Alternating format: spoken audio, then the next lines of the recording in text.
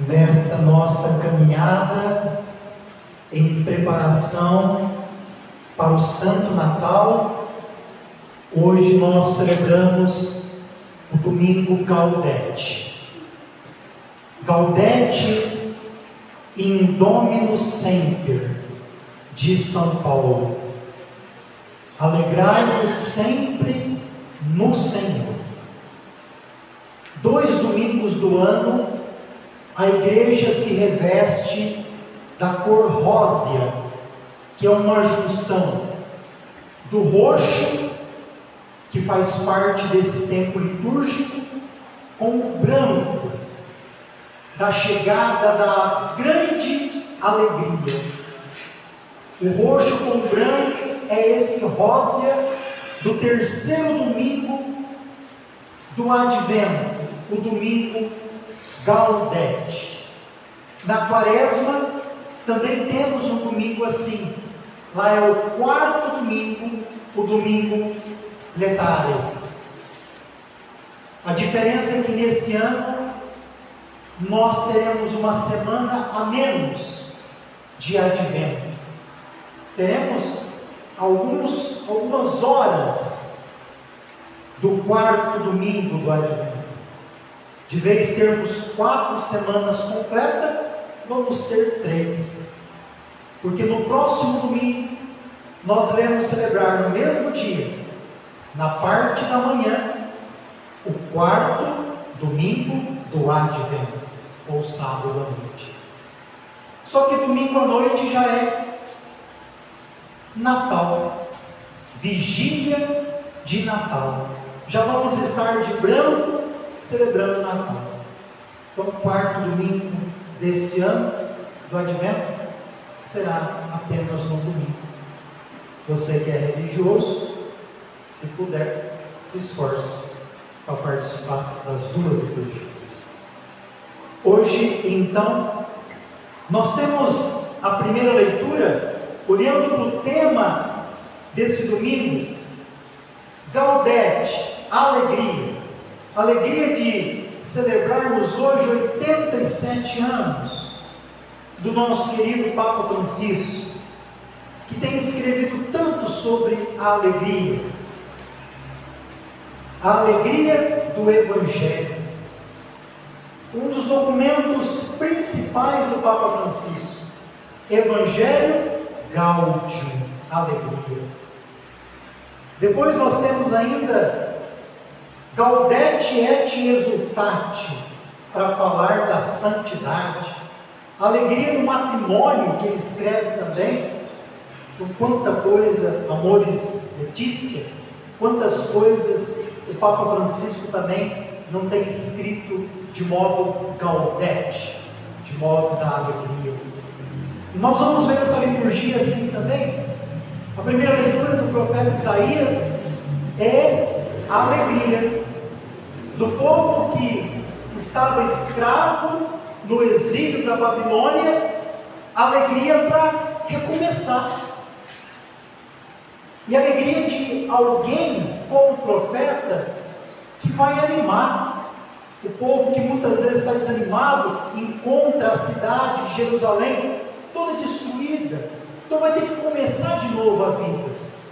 E nós sabemos como é difícil quando alguém cai, levantar, quando alguém está numa situação difícil, recomeçar, voltar lá no começo. E por que isso acontece? Porque muitas vezes na nossa vida nós vamos empurrando e não vamos resolvendo o que tem que resolver, não vamos perdoando quem tem que ser perdoado, vamos ficando feridos, amontoando um monte de coisa, e quando não dá mais a gente explode, ou fica doente, e quem mais perde é nós mesmos. Então não deixe como esse povo no exílio. Aproveite o tempo do Advento para se reconciliar, para estar melhor preparado para receber Jesus, como receberam a Sagrada Família, Jesus, José e Maria, como foi acolhido pelos pastores, como foi recebido de longe pelos magos do Oriente, que nos trouxeram presentes. Então a primeira leitura também é a alegria da libertação. Saímos do Egito. Agora é hora de recomeçar, construir de novo a vida, mas com esperança. É esse domingo de hoje. O rosa de hoje é a expectativa. Olha, está próximo o nascimento. Vocês sabem que o tempo do advento, ele tem duas tonalidades, né? Desde o primeiro domingo do advento até o dia 16 de dezembro, é um tipo de liturgia. É uma liturgia mais escatológica, falando da segunda vinda de Cristo. De 17 de dezembro até o dia 24 é outra liturgia. Já é uma celebração da vinda do Senhor na encarnação. O Verbo que se fez carne, Natal, que vai nascer. Vamos olhar hoje para a segunda leitura, talvez aquela que mais nos ajuda a entender o tema de hoje. Ela começa dizendo assim: estais sempre alegres. Não é uma alegria de uma festinha qualquer, é uma alegria de Deus. Estais sempre gaudete, alegres. Rezai sem cessar. Dai graças em todas as circunstâncias. Em todas as circunstâncias para dar graças. Dê graças a Deus na sua dificuldade. Dê graças a Deus na sua doença. Dê graças a Deus na sua miséria. Não pela miséria e não pela doença. Quando nós damos graças a Deus, é na certeza que Deus é maior do que todos esses problemas. Dai graças ao Senhor. Rezai sem cessar. Ou seja, nós temos muitas orações que nós devemos fazer. Talvez a primeira delas se chama oração pessoal. Ninguém pode fazer por você. É sua. Coroinhas, fiquem de pé um pouquinho. Vocês têm que ter uma vida de oração. E oração não significa ter que fazer uma grande novena com um texto enorme de oração. Mas vocês têm que ter a vontade e a perseverança de rezar. Seja na hora de levantar, na hora de dormir, na hora de uma refeição. Rezar com seus pais e padrinhos. Tá bom? Podem sentar. Então rezem sempre. Rezem sempre.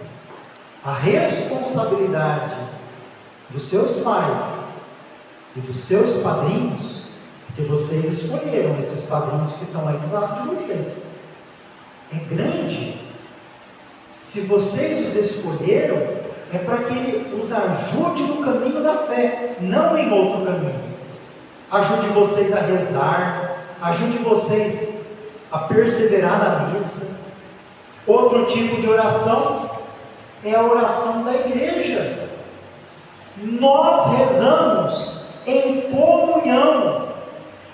Não existe católico, por mais que você fale, que possa só rezar sozinho. Não, católico não. Você pode ser outra coisa, mas católico de verdade é que reza em comunhão com a igreja. Nós estamos aqui numa liturgia do terceiro domingo do advento. Tem as orações próprias, nós estamos rezando. Orações próprias do tempo do advento. O Santo Terço, que através de Maria grávida nos ajuda a esperar Jesus. A novena de Natal são orações próprias de cada tempo.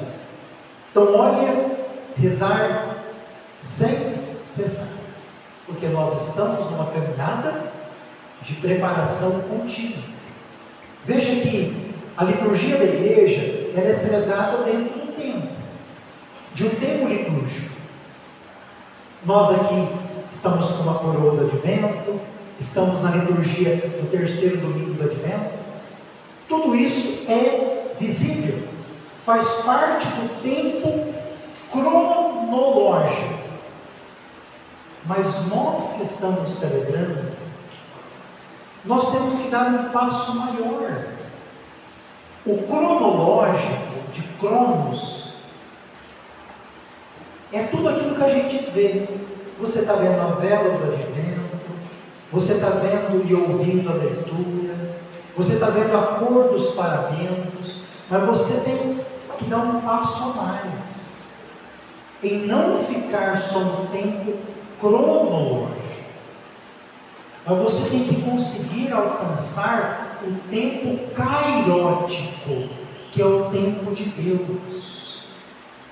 Aí você se pergunta, dentro disso que eu estou vendo, falando que Jesus é a luz, que Ele é a alegria, como que você entende isso de maneira espiritual, kairótico? Ou seja, é a luz que não está na vela, mas ela está dentro de mim, é Jesus que me ilumina para me transformar. Não é visível, é kairótico. Então você tem que fazer um esforço para dar um passo maior, não ficar no cronológico, mas ir para o kairótico. Continua a leitura. Não apagueis o Espírito. Essa vela aqui, ao terminar a missa, ela vai ser apagada. Vai ser apagada, guardada. Só que São Paulo está dizendo para a gente não apagar o Espírito.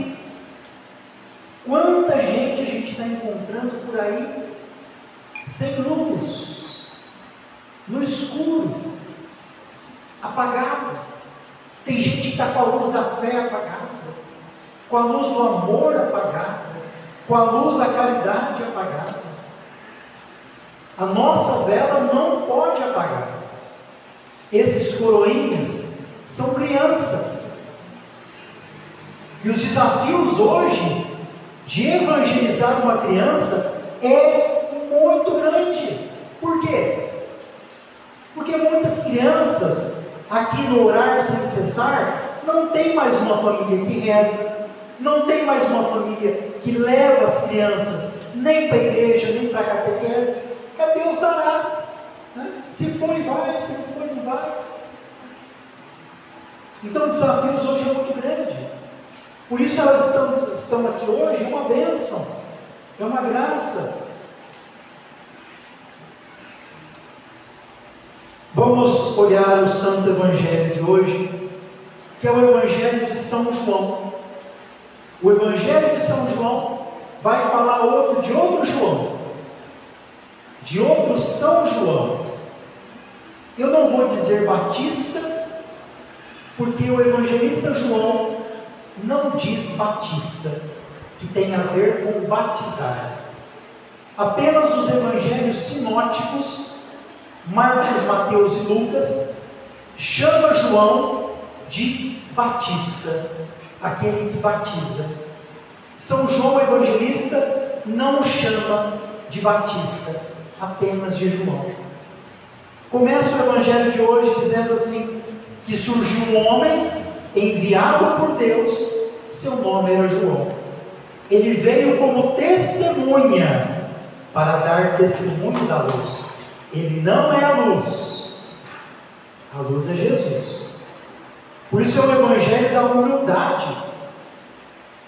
João é humilde, ele não é a luz, ele veio para dar testemunho. Olha, a luz transforma, se aproxima dela.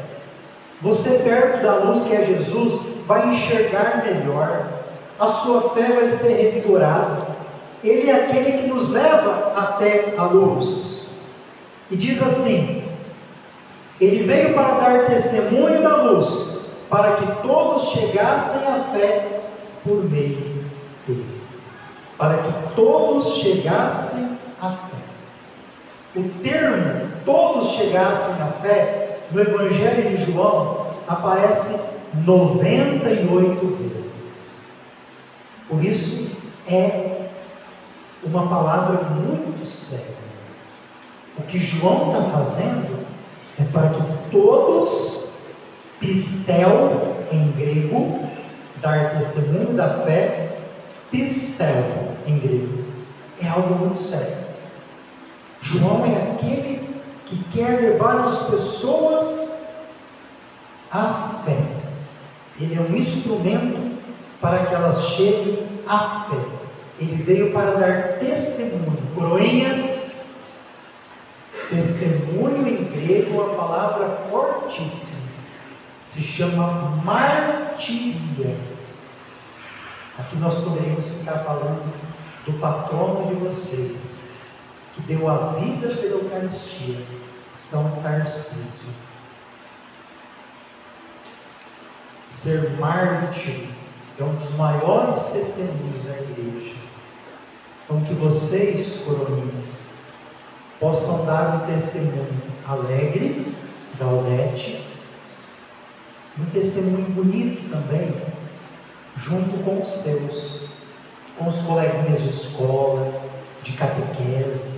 São essas crianças da idade de vocês que vocês têm que dar testemunho, chamá-las para a vida da igreja, convidá-las para serem coroinhas também. Então é o que João está nos falando. E agora, como João estava fazendo a diferença, todo mundo na comunidade, quando faz a diferença, dá trabalho. Quando a gente faz o mal, uma coisa errada, dá notícia. Agora, quem faz uma coisa boa, até na igreja, quem se doa, nunca aparece. E ainda os outros falam mal. João aqui vai agora passar como se fosse por uma CPI, porque está fazendo bem. Mandam uma comissão para investigar João. Olha, nós viemos lá de Jerusalém, sacerdotes, levitas, para perguntar quem é você. Você é algum dos profetas? Você é Elias?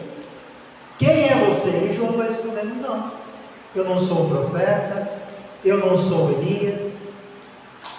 A humildade dele diz assim: eu não sou. Ele poderia aproveitar esse momento para se vangloriar, para aparecer, mas não. João é aquele que diminui, desaparece. E vocês, coroinhas, vão estar aqui no altar com uma roupa assim bonita, né? Vermelha e branca, até chama atenção. Mas estando aqui, vocês estão servindo a Jesus, a Cristo. Vocês vão conhecendo isso devagar também. Mas não, coroinhas, ajudados pelas suas catequistas, a Marcela e a Eva, pelos seus pais e padrinhos, que eles ajudem vocês a fazer essa experiência de quando subir aqui, é para vocês rezarem, é para vocês servirem no altar. E no altar quem está? Cristo. Vocês vão subir aqui paramentados, vestidos, para servir a Cristo, e não fazer outra coisa. Servir a Cristo como fez João Batista. E João então vai declarar. Está todo mundo perguntando: quem é você, João? Ele fala: eu sou a voz. Ele declarou, confessou: eu sou a voz que grita no deserto: apoinai os caminhos do Senhor. Apoinai. Apoinai. Ele está confessando, né? Ele está declarando.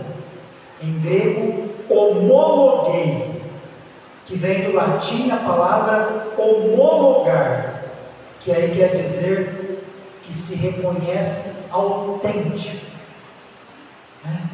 Então João vem dar um testemunho autêntico. Ele declarou: eu sou a voz.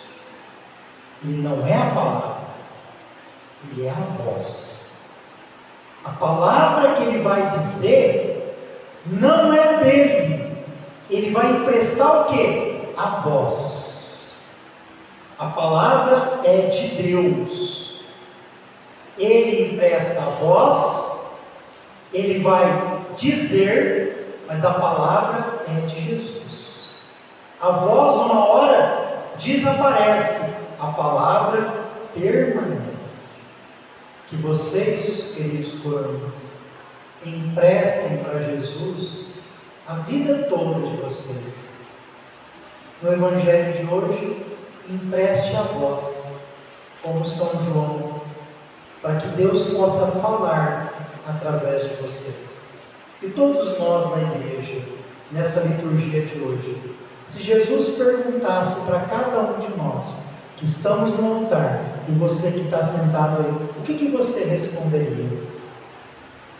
Você tem emprestado a voz para Jesus falar? E se Jesus fala, você já sabe o que ele fala. O que Jesus fala? Alguém te condenou? Não, eu também não te condeno. O que ele fala? Vem para o meio. O que ele fala?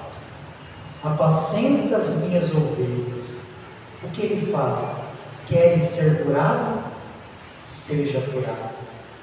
Você tem emprestado a sua voz, para ser uma bênção, ou a sua voz tem sido de desgraça, de fofoca, de morte? A gente atrai para a nossa vida o que nós falamos. Você poderia até perguntar, padre, se for assim, olha como terminou a vida dele. Sim, a vida dele terminou com a cabeça cortada, a de João Batista. Mas por quê? Porque ele não negou a voz. Até o último momento da vida, São João emprestou a sua voz para que a palavra, que é Jesus, pudesse ser proclamada, anunciada. E que nós também, com a alegria do terceiro domingo, o domingo Gaudete, possamos viver de modo intenso essa última semana do Advento, nos preparando através da oração, da confissão e da liturgia, para acolhermos Jesus. Nós estamos num tempo muito difícil de ter clareza, porque da agora até o fim do ano, nós vamos ser envolvidos por muitas luzes, e essas luzes podem nos cegar, nos ofuscar e nos enganar. Nós vamos ter luzes, igual a praça que está aqui tão bonita, decorada de luzes. Vamos ter as luzes dos piscas-piscas, luzes de canhões holofóticos indicando algumas festas. Muita luz que faz parte do tempo do Natal e pode até nos enganar. A luz que é Jesus é diferente. Se você celebrar o Natal somente com essas luzes, você ainda está vivendo um Natal cronológico, um Natal cairótico. É permitir que a luz de Jesus invada a tua casa, a tua família, o teu coração, para você celebrar o Natal novo.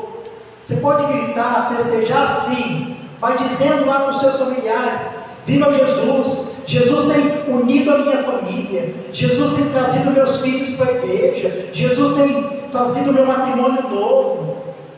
Este é o verdadeiro Natal. Louvado seja nosso Senhor Jesus Cristo.